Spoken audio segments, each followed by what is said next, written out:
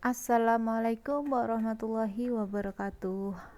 Pada video kali ini akan dijelaskan tentang persamaan dan pertidaksamaan nilai mutlak. Yang akan dibahas yang pertama ada definisi nilai mutlak, yang kedua ada cara penyelesaian, selanjutnya ada persamaan nilai mutlak, dan yang terakhir pertidaksamaan nilai mutlak. Oke, yang pertama kita akan bahas tentang definisi nilai mutlak. Definisi nilai mutlak yaitu nilai mutlak X. X-nya akan bernilai positif jika X-nya lebih dari 0 atau X-nya ini nilainya positif. Dan X akan bernilai negatif jika X kurang dari 0 atau X-nya ini adalah negatif angkanya. Oke, contohnya nilai mutlak dari 5 sama dengan 5.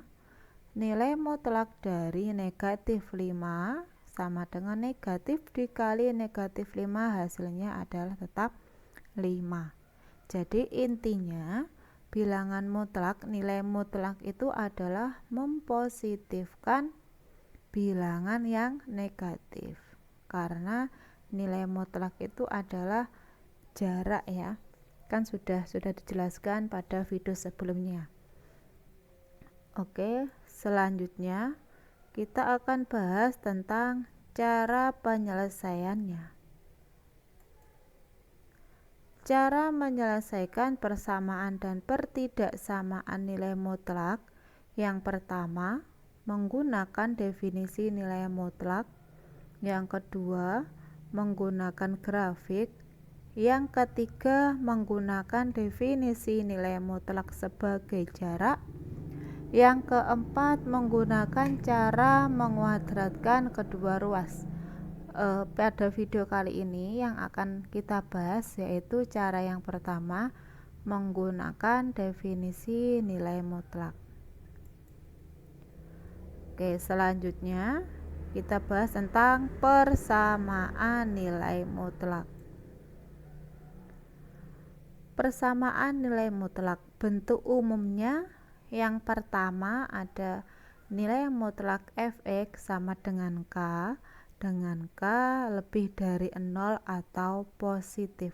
Jadi jika nilai k-nya, k itu apa sih? K itu konstanta. Jadi k-nya ini nilainya harus positif. Jika nanti ditemukan ada soal yang bernilai negatif, tidak perlu dikerjakan karena tidak memenuhi syarat. Oke, yang ada di ruas kiri ini adalah variabel x-nya. Jadi nanti yang kiri ada variabel x-nya, yang kanan adalah konstanta. Ini bentuk yang pertama. Bentuk yang kedua, nilai mutlak fx sama dengan gx. Dengan gx lebih dari 0. Jadi syaratnya nanti gx-nya nanti harus lebih dari 0. Yang ketiga, nilai mutlak fx sama dengan nilai mutlak gx. Jadi kedua ruas kiri dan ruas kanan sama-sama memuat variabel x dan ada tanda mutlaknya. Oke, langsung saja kita ke contoh soal. Contoh soalnya, diketahui persamaan nilai mutlak x dikurangi 2 sama dengan 3. Tentukan penyelesaian persamaan tersebut. Berdasarkan definisi nilai mutlak diperoleh nilai mutlak x dikurangi 2 sama dengan 3. Maka x dikurangi 2 bernilai positif untuk x-nya lebih besar dari 2. Dan akan bernilai negatif x dikurangi 2 untuk x kurang dari sama dengan 2. Oke, langsung saja kita cari penyelesaiannya dengan nilai positif dan dengan nilai yang negatif. Yang pertama kita kerjakan dulu yang nilainya positif. X dikurangi 2 sama dengan 3. Nah, supaya di ruas kiri ini tinggal nilai x-nya, maka kita harus menghilangkan negatif 2-nya. Bagaimana caranya? Dengan menambahkan 2. Negatif 2 ditambah 2 hasilnya adalah 0. Jika di ruas kiri ditambah 2, maka di ruas kanan juga harus ditambah 2.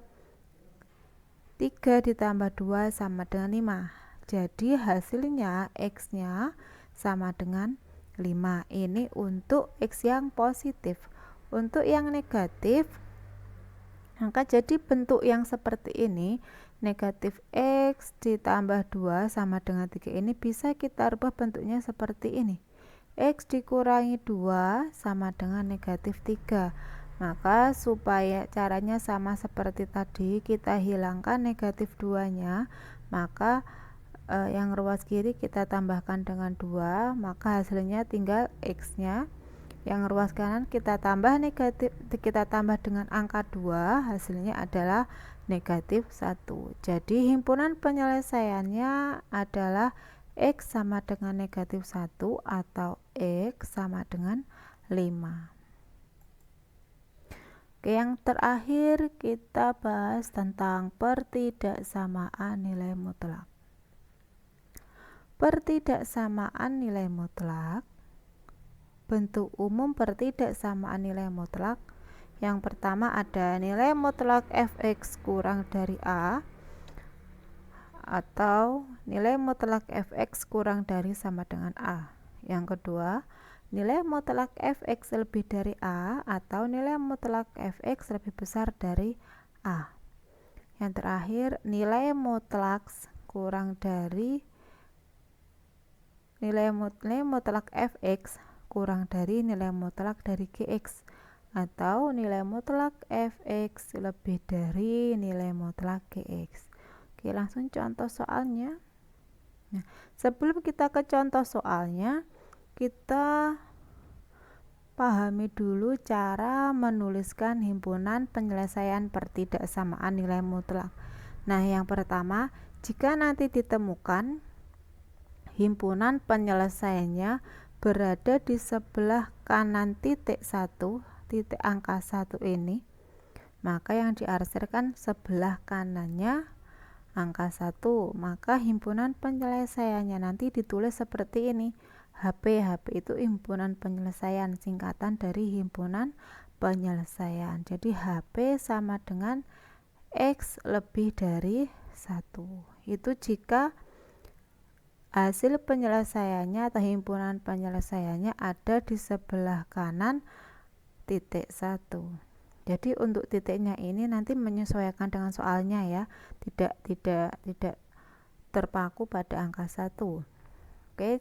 Yang kedua, jika himpunan penyelesaiannya berada di sebelah kirinya angka 5, maka himpunan penyelesaiannya atau HP-nya yaitu X kurang dari 5. Nah, jika nanti ditemukan pada garis bilangan bentuk yang seperti ini, himpunan penyelesaiannya di antara negatif 2 dan 4, maka himpunan penyelesaiannya ditulis seperti ini. X-nya kan di sini ya. X lebih dari sama dengan negatif 2 dan X-nya kurang dari 4, karena kan himpunan penyelesaiannya ada di antara negatif 2 dan 4.